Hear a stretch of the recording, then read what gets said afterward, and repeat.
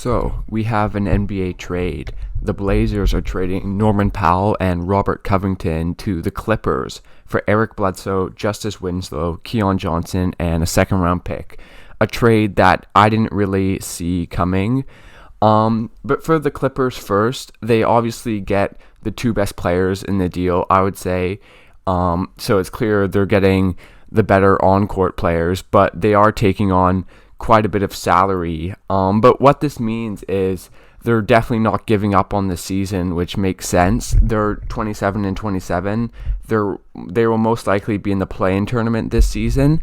And they don't really have any incentive to be any worse than that because they don't have their first round pick this year. So maybe the real losers of this trade are OKC, who have the Clippers first round pick this year.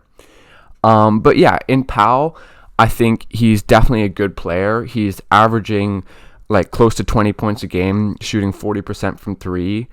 He is a bit undersized at only 6'3", but he's still a good two-way player, can attack the rim, can shoot it well, is a decent defender. So I think, yeah, he is the best player in this deal, and he is someone who can help them out right now with his scoring, and who I also think could play with Kawhi and Paul George. Gives them another wing. He's not that big, but he is pretty sturdy, so he can switch onto multiple positions. So it does make sense in a basketball sense. Why the Clippers were able to get him for what I would say is a pretty low price is because of his contract. Makes $15.5 million this year, $16.8 million next year, $18 million the next year, $19.2 million the next year, and then $20.5 million the year after that. So 4 more years after this year for someone who's 28 at a pretty high price. So it makes sense why the Blazers could want to get off of him.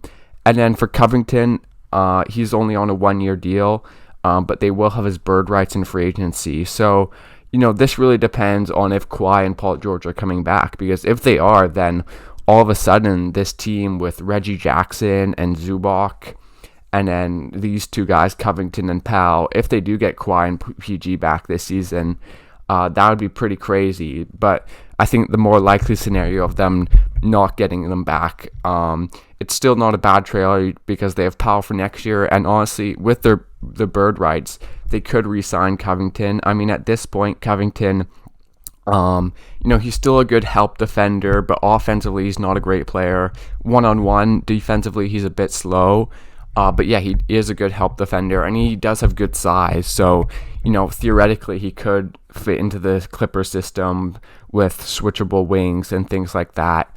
But I don't think, it's a massive deal. He could just walk in free agency.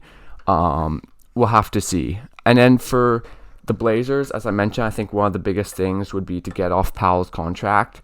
They get Bledsoe, who is not an asset at all. He's making $18.1 million this year, and next year he's making $19.4, but only $4 million of that is guaranteed. So I think they'll probably just waive him and pay him $4 million. So it's not as bad. When I first saw it and I didn't know he only had the $4 million guaranteed, it looked a lot worse. They get Justice Winslow, who it hasn't quite worked out for in the NBA, but he's only making $4 million next year, then it's expiring. And they get Keon Johnson, who was a pick in this year's draft. He was a first round pick, I think somewhere in like maybe the 21st pick or maybe 19th, somewhere in that range. I haven't really watched him play, to be honest.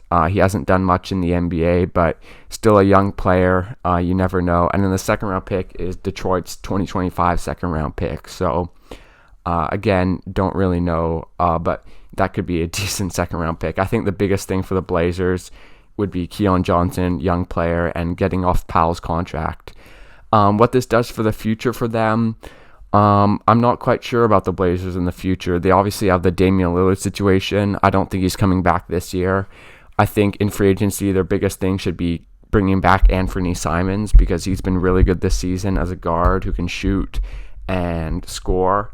I think maybe they should look to trade McCollum, but I've tried to think of McCollum trades and they haven't really been out there. So we'll see for the Blazers, but I don't think this is a bad move for either team.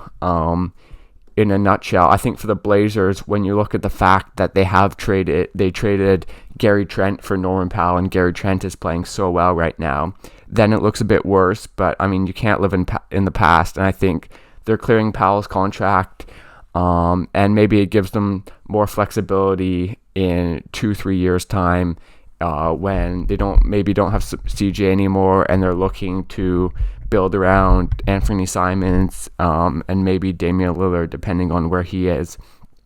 This also brings up if the Blazers will sell even more going forwards. They have Nurkic, who I believe is on expiring. I mentioned McCollum.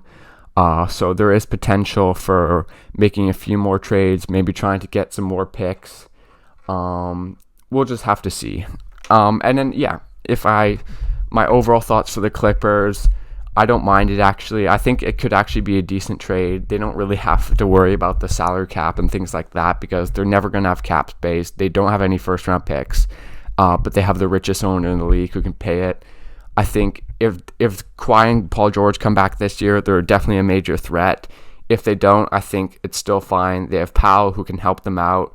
If they keep Reggie Jackson and then Kawhi and Paul George are healthy next year, I think they're back to being a championship contender, and then we'll see about Covington. So overall, if I think of grades, I'd probably give the Clippers a B+, and I'd give the Blazers a B, maybe a B-.